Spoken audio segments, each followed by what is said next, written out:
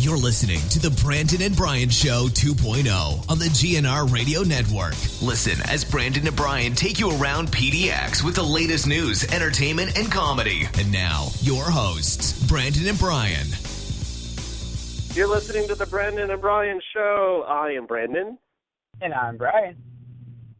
And we're also on with special guest Jen. Welcome back, Jen. Hello, everybody. Hey, Jen, how's it going? It's going. How are you guys doing? Well, I gotta talk to Brian. This is like gotta be intervention time. So last week we just had a spontaneous segment last week where I said, hey, it looks like on your social media like you're playing a game or something, and I didn't even realize what the hell he'd stumbled into. But in the last week, since Brian revealed on air that he was playing this game called Pokemon Go, the thing has taken over the world, man. You got to level with me. You got to tell me what's going on here. What's happening, Brian? A lot of people getting out, meeting a lot of people, and exercising. You're not just sitting at home playing behind a TV anymore. You're out, and it's amazing. I met so many people through all hours of the night. I have like a shitload of friends now. It's all over social media. It's all over the news. People are going crazy over it. I mean, okay, so this is a true story. So I was at church. Like, I was in my church men's group meeting. We're literally there Tuesday night, and we see these two grungy-looking guys outside the window of the church that are, like, looking at our vehicles, looking like they're about to literally break into our cars and rip us off. And we figured out they're there looking for Pokemon, Brian, outside my church. People are going crazy. They're losing their minds over this thing. What is happening? You know, it had to have been a very good Pokemon for them to go to church, I guess. I mean, I will go anywhere, but Portland police are tweeting, and they're like, just reminding you, if you go on someone's property without permission, it's trespassing, blah, blah, blah. And we're like, yeah, you know what, screw it. We're going to get that freaking Pikachu. We have to go to jail. We're getting it. Can I add something? Okay, I'm going to ask Jen. Jen, I feel like I'm talking to someone that's been programmed by the game. Can I just ask you, which side of the fence are you on? Are you playing the game, or are you an outsider? Well, when it first came out, I was confused as to what was going on. But then I found the game, and I actually downloaded it for my kids to play because I thought my oldest would have fun with it. And I actually play it more than he does, even though I'm not a Pokemon fan. But it makes me giggle that it's such a phenomenon. Like, it's across the world. The people at the Holocaust Memorial are telling people, don't come here looking for Pokemon. That's not what we're about. Oh, my God. It just cracks me up that, you know, the things that people gravitate towards on social media. It's funny to me that this is, you know, such a big thing. I don't normally follow crowds like this, but I have to be a part of it. I mean, who is Brian Diva Cox, are you hearing me loud and clear? People are going into, like, fucking Auschwitz and stuff looking for Pokemon. This is out of hand. This is out of control, well, you know, man. The Pokemon show up anywhere, and usually in places that are hard to get is the rare ones. And the rare ones, I mean, it's the diehard fans. I mean, the ones who've been playing this game, following their cartoons, and they know all this about the characters. So, yeah, they're going to do crazy shit to get these rare Pokemons. And then it's just a really competition. I mean, it's to collect them all. I mean, it's awesome. I don't know. You just got to play smart. I think the idea behind the game, the developers, whoever made it, the idea behind it was brilliant. It's getting people out, meeting people. It's getting them off their asses. It's, you know, getting people to, you know, travel outside their little bubble. I think it's freaking brilliant. I have to agree. I mean, like I said, when you have these eggs, you have to walk miles to get these eggs. And we're talking about 2 miles, 5 miles, 10 miles. And, like, I mean, totally right now, I walked over 30 miles since I started this game. So it got me out and exercising. And like I said, you go, you meet people, you just scream out your team name, and bam, you have a whole bunch of people to talk to. It makes a perfect night. I mean, it's great. So just so you know, we started off our church discussion amongst the men just so casually, like, hey, do any of you notice that, like, all of your friends or people on social media are into some damn weird game? And it literally just started off at the beginning of our group talking about how, like, everyone's brains had been sucked into this game. And then halfway through the meeting, these guys are stumbling through our parking lot. And we're like, oh, my God, there it is right there, Zombie Apocalypse. They're outside the window looking for the game in the middle of our meeting. Like, we had just talked about it. It was ironic, is all I'm saying. It's out there. It's pretty powerful. They're now just bringing on other countries, Italy and all this others. I can't remember exactly. So yeah, it's going to be worldwide, and I think it's a good thing. I can't wait. I used you as an example, by the way, Brian. I totally used you as an example. I hope you don't mind. But your tweet popped up right near the end of the meeting, and it literally was like, oh, off work for the night, now I can go play Pokemon Go. And I literally showed it to my church buddy. He's like, see, right there, right there. This is a man that waited until he was off work. Now he's going to play the game. It's like some people go to dinner, some people go catch up on TV shows, but you were off to play the game. It was funny at the time, in private, which is no longer private. Like I said, I like going out, I like meeting new people, and collecting these rare Pokemon that I don't have already. So yeah, it's worth it, I think. And Jen, you were in concurrence with this. You picked up the game and you fell into it.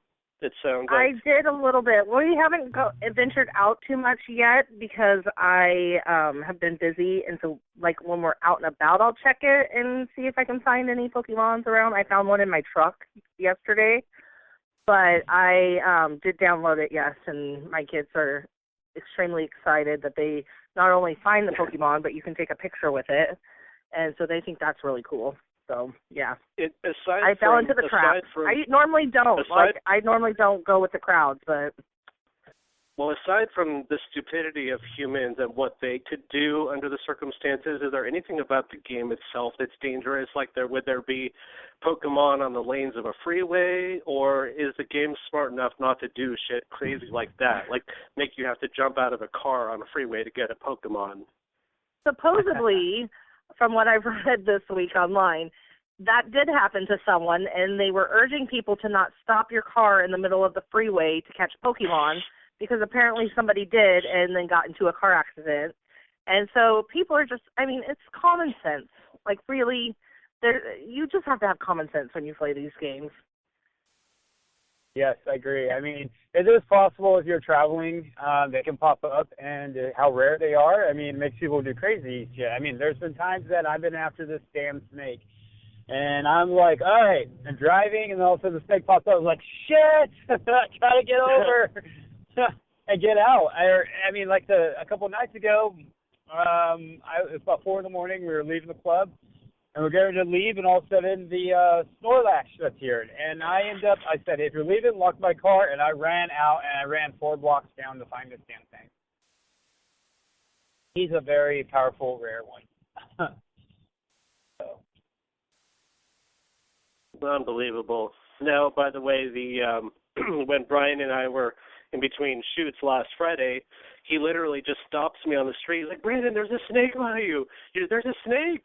And I'm literally walking out like, yeah, fucking right. And they're like, no, the snake is going to catch you. And he literally just was reacting. Is that true? Was there a snake about to get me? Yes, there was a snake about to get you. It was a purple snake, and he was about to get you. Oh, my gosh. I would have freaked out if he would have said that to me, because I don't do snakes. Like, for real, I don't. He showed me a picture. It was about to get me in a precariously sensitive place, as I recall. Well, like I said, I think I said this on the air, or maybe not. I tweeted. I said I saved a man's penis from a snake. Oh, jeez. Well, that was the caption. Appreciate that. Thank you. We appreciate that one, bro. So the whole thing is, I'm afraid that if I ask for a check-in, like, so how was your week, aside from the fact that I know that you play this game every day? Like, is there anything else, or did this game consume your life? Just work and playing the game and meeting people. And we get together in groups. I work all the time. You should know this. And so, He's allegedly working. so yeah, no, I mean, I've been really, really busy, and I've been trying to pull this in because we got a group of people go out now. We're taking over gyms, so we're building teams. I have some projects coming up, librarians. I'll be on an episode of that. Can't talk about which episode yet. But yeah, so I've been busy, but I've been still finding time to play this game. It's pretty amazing, and get sleep. I have a question about the librarians. Real quick, because they just filmed right by my place. Is it directed by Commander Riker? Do you know if Jonathan Frakes is directing your episode? Every episode has different directors, so it's hard to tell. I don't know. Portlandia is also looking for extras. If you need the information, Portlandia is looking for people also. We'll get that out to our listeners here in Portland if anyone wants to be on Portlandia. It depends what you're going to have me do. I always thought that show was kind of a little stupid. But... I hate to say this on air, but it's not a funny show. It's not funny. Whatever you do is definitely not going to be funny. It'll be funny to them and like 2 people in Nebraska, but it won't be funny to Portlanders. Right.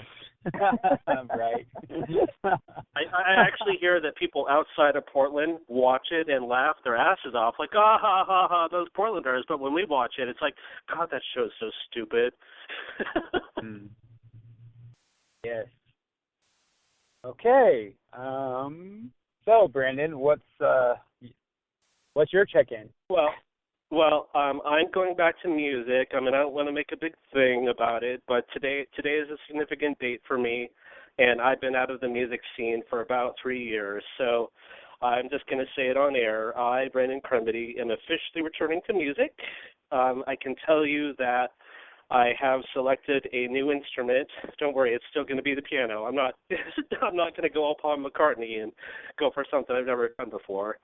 But I am going to be picking up a new gigging instrument, and you just might be surprised at how much you see me appear lately. Although, since the social media landscape has changed so much, I might be doing something digital, since you can kind of reach people globally from a mobile device now. It's a lot easier than carting that stuff around town to play for 3 people in a bar. I think I'd rather play for like 500 people across a web stream if I can get them versus like 3 people in a Portland bar. What do you think? Yeah, that's where the digital age is going. You don't have to play concert. You play concert on the internet, and everybody comes, and you don't have to go 2 people here, 3 people here, whatever. So yeah, it sounds good. All right. So, and I hope I'm not nerding out too much, but I do want to tell you one thing, because as you all know, I'm the pianist, I'm the songwriter, but it wouldn't be me doing the vocals. So I found a new and interesting way for me to get incredible singers for my albums. It's basically a website where you can hire professional singers to sing your song for the album for a very reasonable price, and they're really not going to charge you royalties. So for just a few $100s, I can get somebody that's radio rock star quality to sing my song, basically walk away free and clear, and put the record out there. So I think you'll be surprised. I think I'm going to do something really big this year. So there you go. Nice. I always thought in your music you always have kind of singers to perform your stuff. But I look forward to see what turns out in the coming years. Appreciate that, bro. Jen, what is new in the world of entertainment these days, or this week rather? Oh my gosh, I had to add 3 more stories to the already long list of stuff to go over, so let's get started. All right, here's Jen with Celebrity Dirt. The nominations for the 68th Primetime Emmy Awards were announced on Thursday. Games of Thrones, no surprise, led the nominations with 23, while Veep received the most for a comedy with 17. HBO led in networks with 94 nominations, and Netflix led the online-based TV with 54. For the 6th year in a row, the highest-rated cable TV series, The Walking Dead, got snubbed again.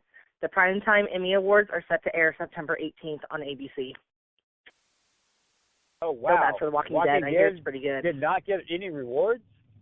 They get snubbed every year. That is so bizarre. Yeah. Game of Thrones, huh? Yeah, I've heard of it. I hear that it has, I just think that that's a binge-watching show that I know that I'll be the last guy on Earth, like in 2019. It's like, oh, let's sit down and check out Game of Thrones. That was my husband earlier this year. He binge watched the first, I think, 4 or 5 seasons of that stupid show. I don't know. I don't watch it. But I don't watch The Walking Dead either, so I don't know. Oh, what?